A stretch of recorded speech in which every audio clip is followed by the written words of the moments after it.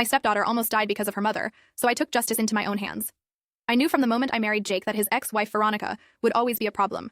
She hated me when I walked down the aisle with the man she still wanted, and she hated me even more when Jake and I had our son together. But no matter how much she despised me, I never let it affect how I treated her daughter. Lacey was my daughter too, not biologically, but in every way that mattered. I raised her, cared for her, stayed up with her on nights when her body was racked with pain from the autoimmune disorder she had battled since birth. Her condition made life complicated with frequent hospital visits, a fragile immune system, and a strict list of things she couldn't do. Lacey wanted to live like any normal teenager, and I did my best to give her freedom where I could. But some things just weren't safe.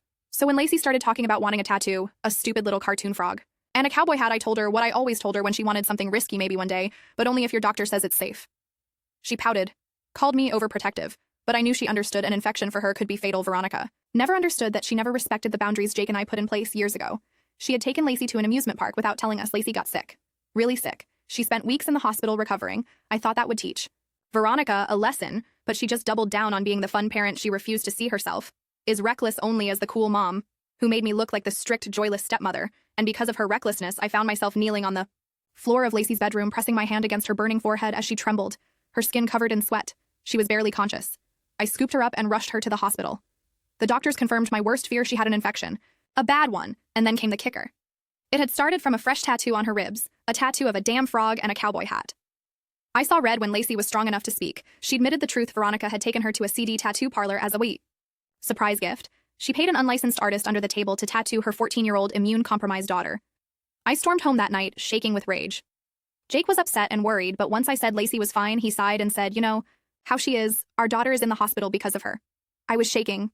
He sighed, rubbing his temples. "I'll talk to Veronica." Talk.